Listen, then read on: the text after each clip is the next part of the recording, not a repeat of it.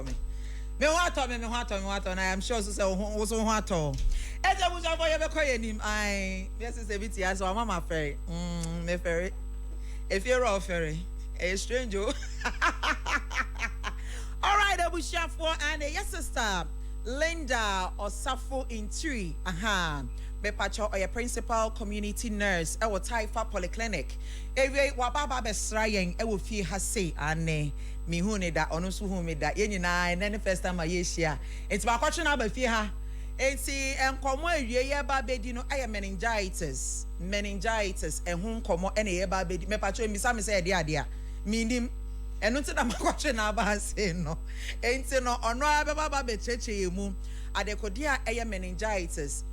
Why am na meningitis echiomo ena edian ena ede saade no so eba yes sister Linda e wo ha say sene medi nkankan no of Taifa Polyclinic ena oni yen eba ba bedi nkomo no enti abusia emra no so a na mebie phone lines no wo question bia wo pese wo bisa na we bisa no said e na meka no menya nurse enti no sa wo try manipa ne ko answer do baby sa mi so wa kosia sister no ba ha say no me pacho me nya sempa pe bia nka nkyere wo.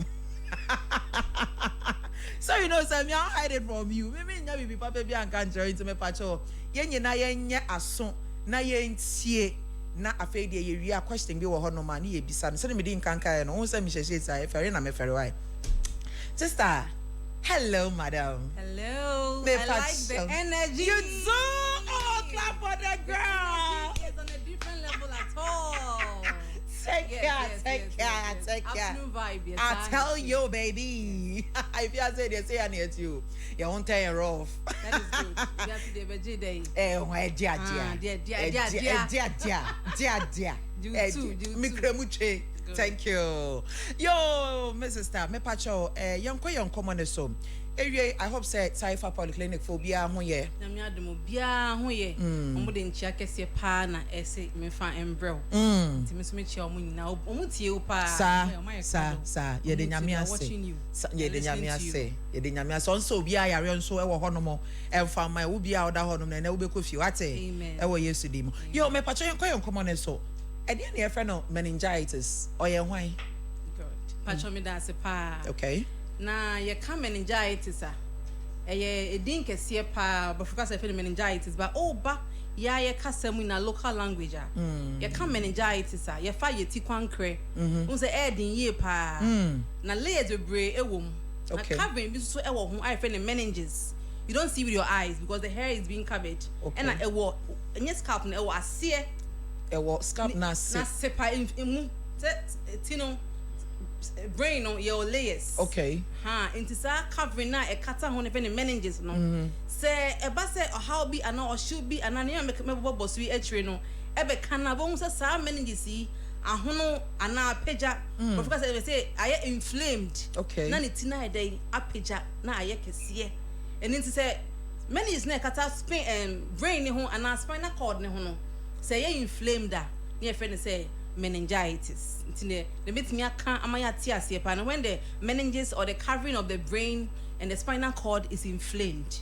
Okay, that's just say ehunu me pacho ehunu aba bonti ama ye hu say baby ahunu uti hu anase ehunu ewo inside but bo say spine brain no space ewo. Okay, na that space no it na say adding it in cassette concrete adding enti won say it no kasa etimi epeja. But that space near woman no say a quine na make say demo no say a inflamed da e be yekese kakra. Okay. So sometimes you see it physically when we kasa show ni pa because ni tia pampam no ahono ayekese than the normal head in the size no. That is how it is. It's not say membrane na say sad ne kata nti ho no enye iti brain ni penemum spinal cord no because e connect air core. Bon say apeja na ahono kakra. And there's a inflammation of the meninges. Na say aye meningitis. Okay. Na edem pa na ede saade ne ba. Yo me da say the causes no. In fact say you call you part of the country a northern region side the hona. On say hona air she pa or she wo ho. Na say or she wo nti no. And from what I bo. Na say from my boy a bo with a very windy and futuro won from mu pa nti wo hu me abon say ho ye hye one mfuto no say awia na ebo ho na no odin mfuto no so e dey etimi wo hu me sa mfuto ikom me pa hold on ebushanfo me hu say calls are started ba me pa mo cho yema ye sister no on church nyame ni so ansa na ye the calls no aba why madam ase nyame nham me pa cho ye nkoso enti no overcrowded environments just say ya bo ape so utimi ko me mbo we bi di ne bi ka say ye tag bi baby a dime baako single room be 10 12 20 na from window kitty bi na e wo ho bo ha no window na say ma papa so ape so na sa overcrowded environment no it's me a factor it's me the ba and na show pa obviously say a dine where crowded now there's no air circulating the room and there's no enough ventilation or show be ho it's me a factor baby I want from na bono anu wo hye and na mfutro so san wo mu a yare ne it's me spread easily na sa yare yi it's me the you one could ahodo de ba virus it's me the ba bacteria and a fungi so it's me the ba and the sa emo embo momudin so munya kwan ekọ biaya hon my very crowded there's so much heat and na afei so and from na ebo no futuro ne dooso a omutimi multiply in 10 tem amankofo no mo sa bia ho no they are easily infected with the meningitis o kasa no o kan bibi to say like a dime ba kwa nkrofo aye overcrowded ewo mu etimi e causes ade especially say nya ventilation ewo inside etimi na me madwen akọ yenuan momoda efiase eso because I think say sometimes in home videos and things like that they are crowded in one place me pacho and no so ebetimi cause something like that cause pa because they show they overcrowded na say area make home meningitis e communicable you can't communicable la it means spread easily sabi obi ensu na e won ho no ebi na wo so ka na wo de show huni ma ebi say obi wa ha onama unknowingly na ordinansa e piki ni sabi ni huni no unim de omo yi wo ho nensa bo no de posa na ni and when your hands touch these organisms now don't say ko huni mu asoma na wani a you can easily be infected so imagine where the all kind say you know more sabi na de fie na sa ba ko anya yare na it can spread easily because e ho no from maybe anywhere far if there's ventilation but it's not enough. It's not that much and they are crowded so in that particular area no it can spread a lot. Wow.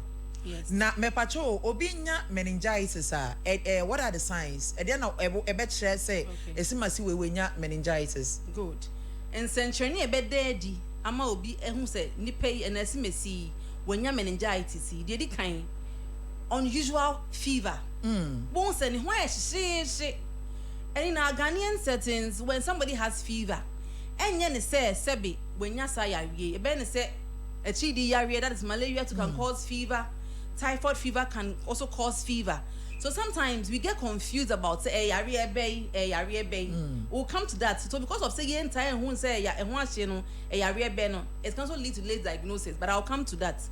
And to yen say hon share pe, who say niti air pie ne pa. Business make I say in my introduction, make I say yes, brain no, the space be my fluid in the wide day, and into no sir, that space is meant to be there. And say how no son and I say a peja, you are forcing the brain no, to expand by itself. Realize that can lead to unexplained headache. Once with Tino and found on it and change beside the crop. A John sir, you can take painkillers, but this headache never goes. Because the air cause a headache no e wo tinimu e wo mu into one shan so anu a enya dia sa headache e beko e na biom esan say yen ya adwena mka say baby air force say be expand no en wo say ba ne sa ni ntino obon say okon affect because as I said the meninges is covering the brain and also the spinal cord and into ne ba ne sa na obon say okon aso okon echi na so spine ni mu no untimi ensi with chassis on say na meti way set here for air hermia but on say enka normal on a normal day a normal person no we say wo hwe me kra try say wo de wo body say I will chain try touching or bringing your chin down a little bit. It's easy for you to do. Yeah, good, just like you are doing. It's very easy. But in somebody who is affected with the meningitis, it is very difficult. Empo obetimi question try to put say no, they can't do it. because I affect the corner spine no I affect it. That helps us with movement easily. But we say ontimi mpo nsi ne chest I stiff. Ontimi mpo nsi. And also to say these are the three main cardinal signs. Now Estan say what Jane don't say utia oya ohwa sometimes you can be confused. When you panic crab on command ontimi ni enkomo ni sisi so your friend will say no ka say me free her wouldn't NCC so they are confused. And in PMP in children that can also affect and Nkola are not left out they are also being affected. Nkola nso timinya ya timinya etiminya sa meningitis feni meningococcal meningitis good Nkola enti obia a painful Nkola emerwani nkokrawa in fact everyone is not left out. Na okay ka headache it will be enra personally enra me ko fie no na se America say my hase minim say nkrofo message from minim dey my hase like me te pie me pa like a pie wo severely na ejai sana na me dey na ye me enra a pie into enra me do fie no na I just went to bed me sorry me who say me okay obi so baby or fele headache should we be scared say bia bibi say na esi ana say nya ndan okay headache dey we adwuma na wo bre and you go through stress. Sometimes you feel headache, you feel your head is aching you. And like I'm happy like you said, sorry, na headache ni ko. But then sometimes if you are uncover far painkiller 1 or 2 be the headache went off. But this particular headache, unexplained, they say because of inflammation na air cause or meninges nimuno. Bone say encoda. And when your headache, that alone shouldn't tell you say you have meningitis. These first 3 cardinal signs may also know unusual fever.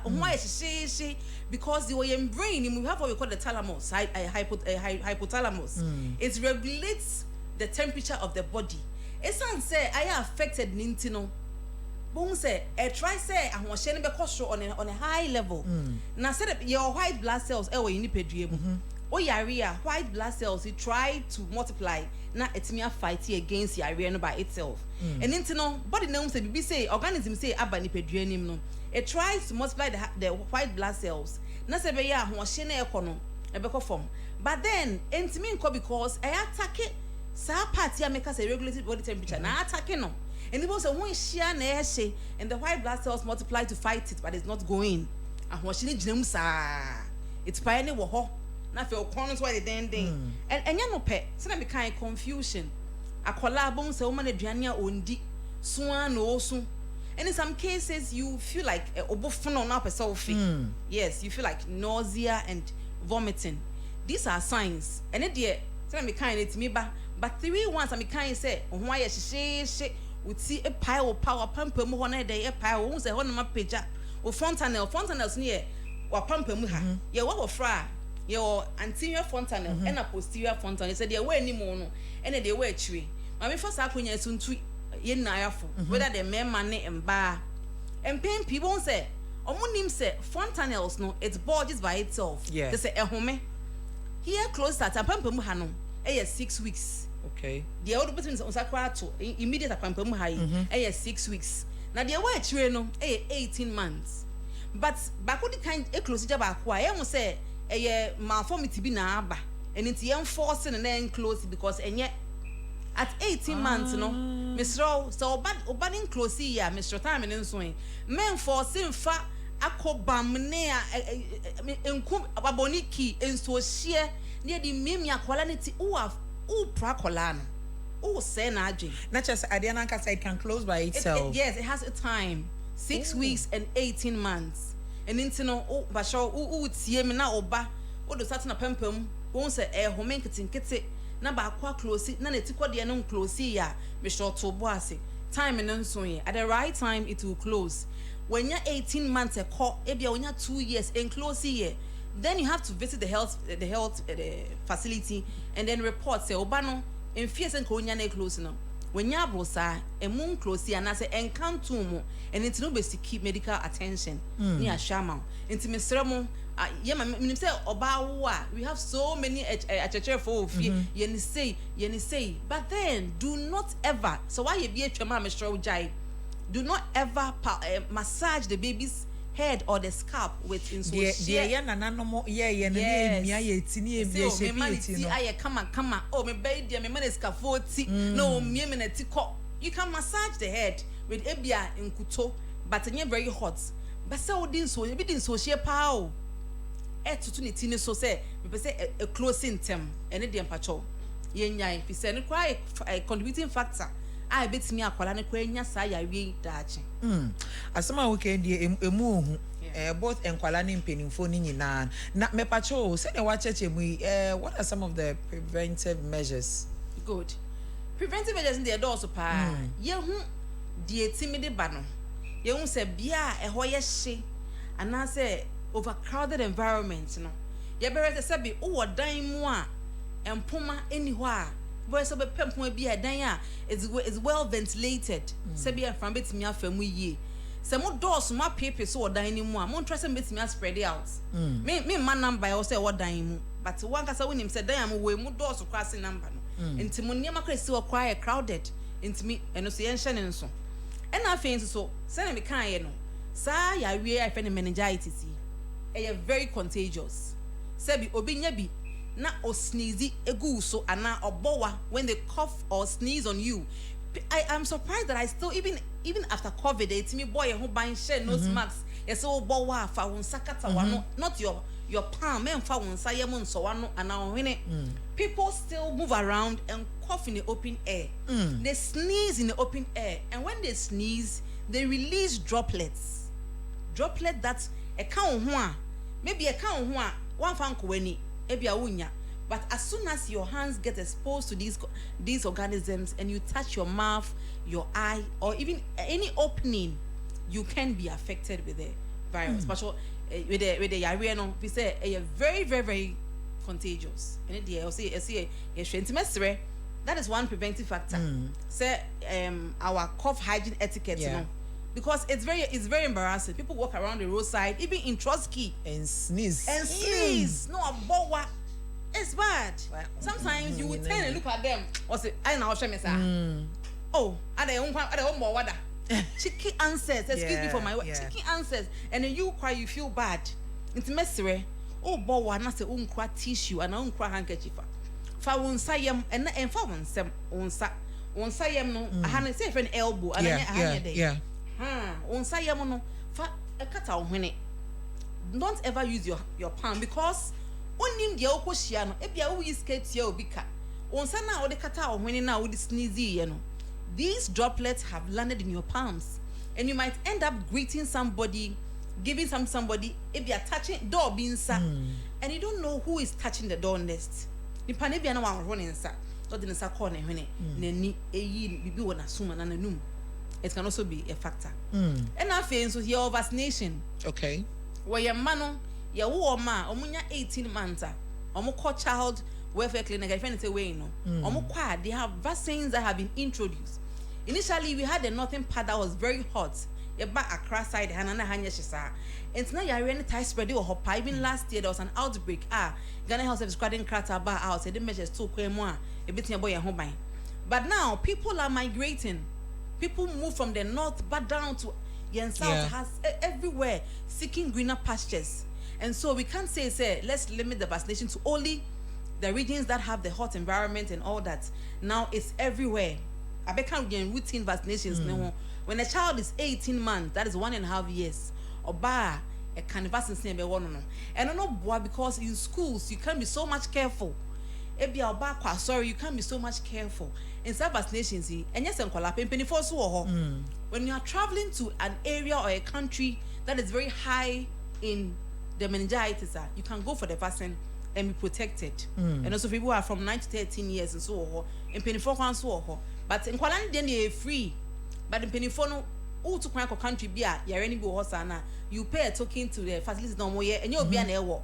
There are some registered ones that Ghana how qua on the wall near my card or yellow card to find immigration card yellow one no, to show say you have been vaccinated from that against that yare now qua show who suya unyasa yare ni na me pacho say eba oso a meche meningitis say eba oso does it leave like long term effect also? Yes.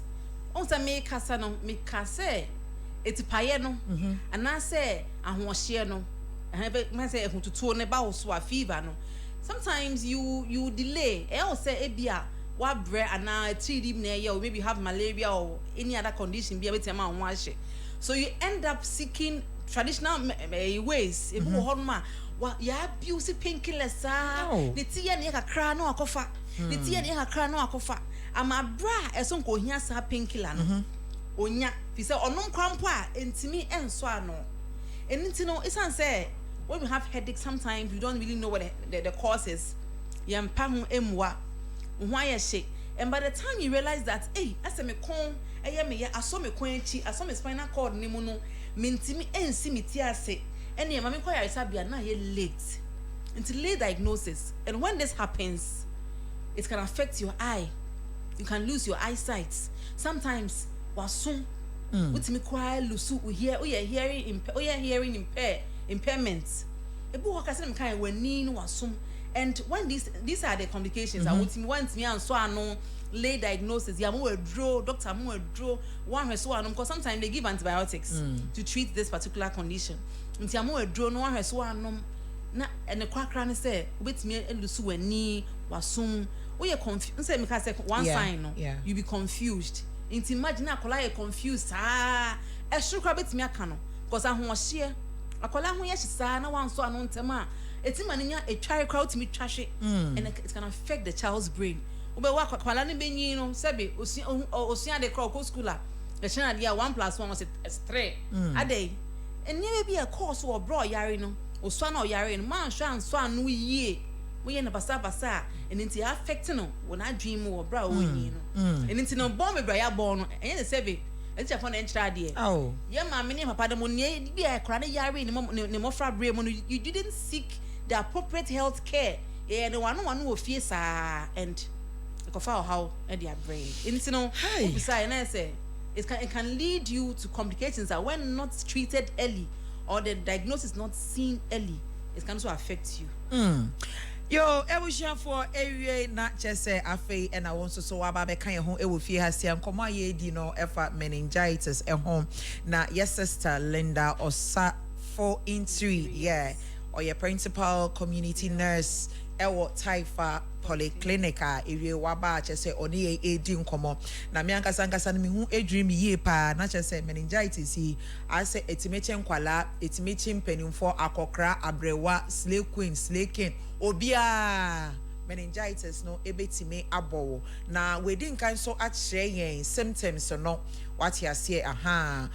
unexplained ahohye ho ayehye what you see ni nyina e ka ho bi any severe headaches ni nyina ka ho bi na day in day out no yejuma ye no nti no ebre ewo mu nti most of the times no just like maybe obeko fie no you are feeling some slight headaches you be thinking say oh ebi ebre na ma break keke but ebia na eye bibi enti no ebusuafo afa de maybe phone lines no obetimi afre na wo question bi opese obisa your sister Linda na we bisa no se na ya na meka no okay nti no me that afre for ina say say question back one na dominate pa na don so pa about headache yeah no be say o tanya headache be 1 week na enko no be say o hu say meningitis bia na mpacho so wutie mi a enye bia isan say me can signs and symptoms be brain na me the kind bo cardinal signs you can say cardinal signs are and senchene etitiru pa miensan ewom asa wunya bia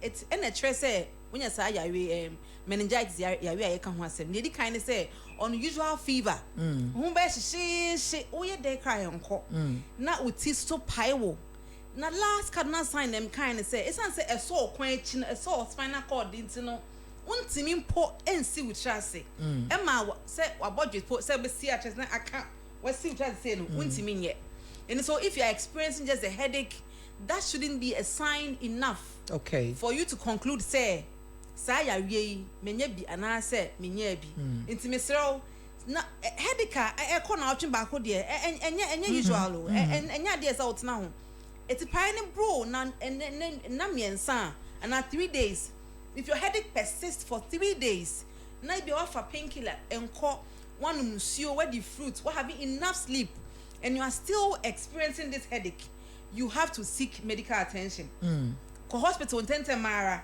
na ko ne nso anoma ene de hu hia pa ena biem obi so kan say oda na all snore snoring ni de eye ade ha bi ni mebre ebu ha osebe oda ebia wanya cold ohwene aye blood kakra westi ucha se uda enso uda we jisi na mada odi weti ko ada ho flat untimi hume ne nkuntimi nkose ne wo se ekọ ubo hu se sa en bia sebe ehwene mu nsu abegina ohwene mu no enya kwan ehome home kra na ubo ohwene ebasa na enwo etimi aye ehwan krom enti mesere se bia unya sa cold ya ubeda wo side obeda outside ena efi obi a opensa pa on rensa sankofo no da bo so muta hwan krom pa eni hye ne nso uyo obi a hwan krom show ukoda te won sanom no so enya sa abre na anajo akoda no ena sebe obenom nsa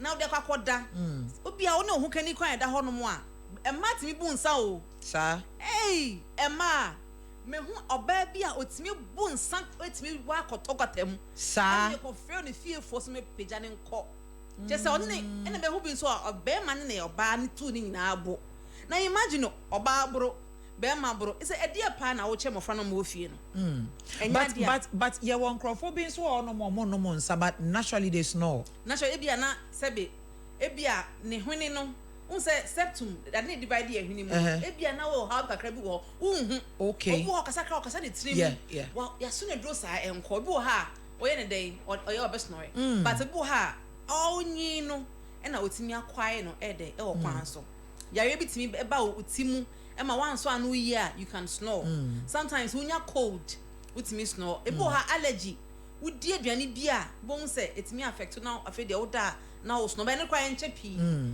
bon se oh ha na ko enti no ono obi ho da na se wo snore na wo nsa kan kakra na no ene ba ne ho so na bia on da yi a wada yi ene biem se wo mu odu kakra me nka se bia o yo bolonti enye e bia na wo weight no ehwe wo BMI last body mass index o mu dro ne wo tenten no ene wo kese ne enko wo tenten ne mu dro no enko e cheke se o yo overweight hwe se wo beti so kakra wo be exercise wutimi to o kese kakra so a etimi boa ma wo da wutimi da yi e ma wutimi nya sa allergies enti mesre if you are snoring wutimi ntia say so bad some snore gentle gentle romantic but romantic snoring some too if you are standing like atomic down tell ya your higher onjine du kwa benyin ujina kwa benyin atomic down a o better say anane ni punachi the snoring is so loud and so bad sad but I say moto bro or yes as a drama pan here drama sani pano o pattern be da won chain intimate go and seek attention ko ENT ho ear nose and throat ye be hwamo apomudi here say bia ENT wo ho ENT ne ear nose and throat o hwa o kwa bia wasum bibi wo ho ohwini mu bibi ankoso ye bia no ye be hwe ama netimi aboa because snoring no enya ade ye ni kakra it's so bad and me ka say e bad ntino utiem na wo snore na say e bad na ore a wo ho patcho there don't be sad that you're snoring enya wo kwa na wo snore a lot of people are snoring kola snore penifo nkokra merwa so if you are part of them please seek attention from the health facility and you not just say you betimi aso ano yes you betimi aso ano okay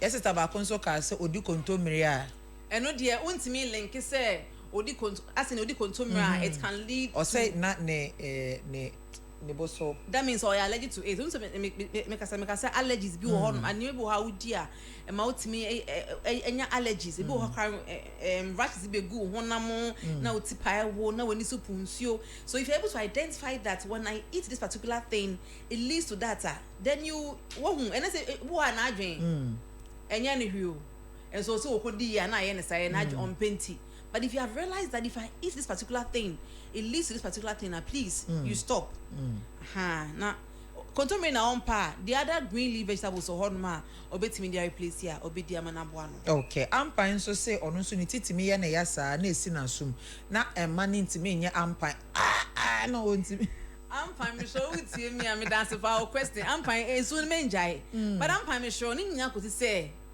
na ma ba radio isu ye ntimi nche say koto codeine ana amembi fanom because in PMP, when we come out like this and then people come up with their conditions and you end up giving medications, that's a yes, we don't know what particular thing is happening. You have to visit the health facility, get assessment by the doctor. You should be allowed to be because a virus will be here be different. It will have bacteria and also know it different. So we don't say that. So we advise that we have a course when you but more dear cheap ben ayaresa baby I ben baby I feel so so kobiano na kobo ma nature doctor na nurse no o me nhwemu na de hobia etimi aboa etimi hwe ampan wotie mi a but more dear call any nearest health facility be ben hobia no na call achechemu na ho so kwa e betimi aboa you can come to the Taifa Polyclinic ye potemu hands so gan so wa ha baka benya so a ebi so wo ho asoma baby obesa okobia no you can come in and seek health care. Ebushia for not just say more questions no yes sister watonebo acheche ni nyinemu ede amao kama I hope say when ya clarity na wo hwehwe no and yes sister Linda and ofi Taifa Polyclinic enne ono eno ni yen etwetwe enkomo no nemre no so aso kama yes sister ntime pacho obesori so akwefutu ben ena ode be mayen. Where are you located? You no be a person eba honum near check 1 or 2 be no pacho beti me de ni nyina so abonten. Okay.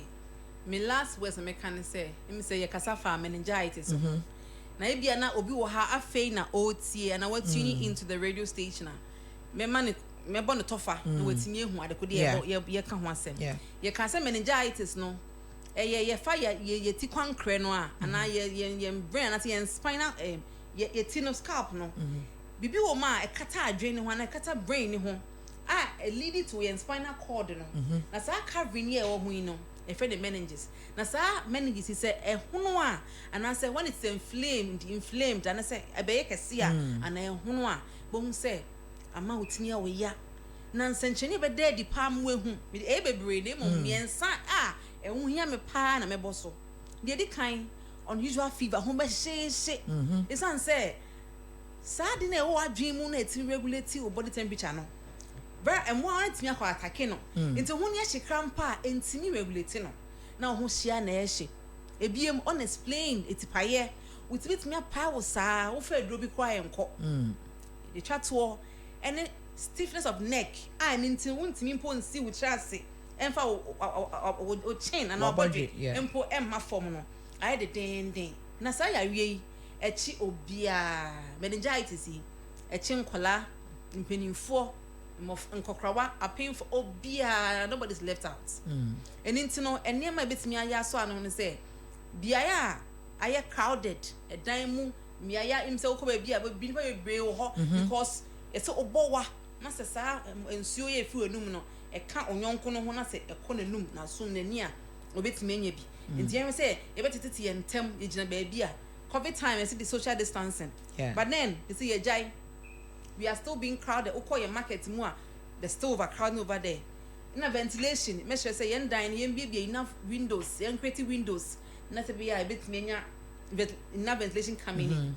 And the be cough etiquette, no. Make sure somebody can earlier on say, people move around, cough in the open air without even knowing. Said, you know, on channel, sabe, or no so. Bet me oguno so intimate don't ever cough in your palm and they don't ever do it only tissue e bia na be on perfume buy you want to cough you want to sneeze wa ba che inside no fa wonsa e dey e ko ano na bo wa ne gum and na sneeze come and I say bia on met me excuse you ho but don't ever cough in the open air and also and as a who science here seek early treatment meant now can say and then me ko to bibi we akoso ya ne ti ya ne ya no no we amakoto we no se ne ho ye hye no o ma ne we ne call ye ne kon ye sa no e de boni kitwitwe ye enti boni kitwitwe ye na entitene dabi we no we ye sakra u fa nipa na wonye sa ne kon na ye sa no na wonye sa ya we no etimi e deba ene me kasa for vaccination ho say bi wo ho ye mofra no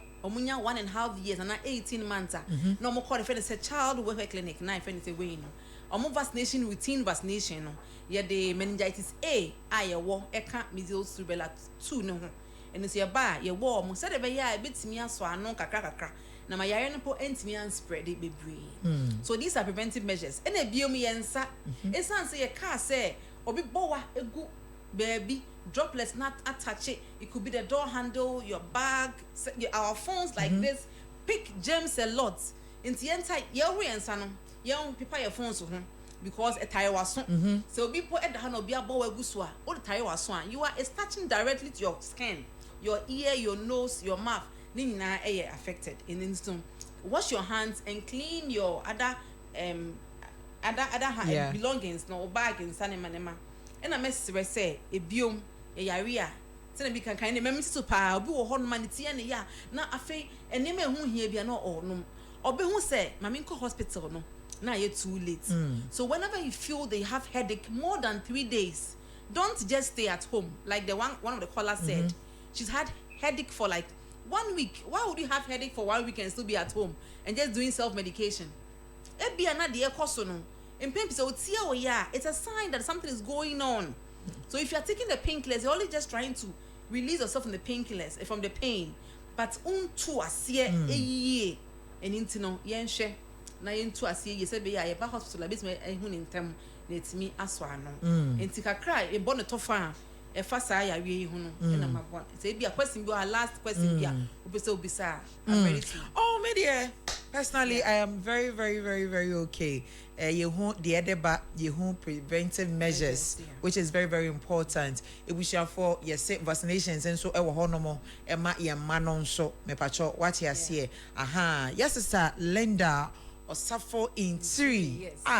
Abudino. Linda Osafo in 3. Do 2. We crave it in there. We feel wrong. Yes, somebody why are they? A bit boy in 3. In 3. In 3. Yes, Linda Osafo in 3. In 3. That is the name. Thank you very much. Clap for the girl. Clap it. Now I'm say sorry, also me try me no. Pain pie e dey mu nkoyi. Bon say nipa ne nam ho the whole day ensio finish water onumbi ye benya mpo inkebetimi a in a day 2 to 3 liters ebi a mekan say na ayehu wan waso sachet water ba ko 500 mils. Okay, so 2 1 liter, 4 2 liters, 6 3 liters. Oh, okay. Nti went me anom wan at least 2 liters 3 liters there. You don't just sit down and drink all at once. If you're on a panel, every cup brow better.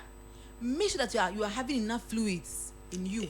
Because obu ha tell my bahay on kwensu on in chain on a market on or yeah juma and so any man. So when he or she is thirsty, they feel very reluctant going to get the water to drink. So my humble advice is that wherever you move along, get some water with you. So you keep sipping. Now they besano. But me and Monsieur. Ye yempe fruit di. Hey, my sister. Yempe fruit oh. But me the dear man wa kesu. No say I mean. Na say fruit and ato so dear pa be kan aduane ho. Oni bi da. Intimate ukọ market. Ekodi dwa. Ma fruit no enka oni ma beto ne ho. Not the juice dey say near omo dey fan fidie mu. And the sugars na ma frafra. But real fruit anka what twemu. What the whole fruits ni nyina no. Do be nyet me ato bia yen ka fruit say yen body. The obetimi ho ade be so no.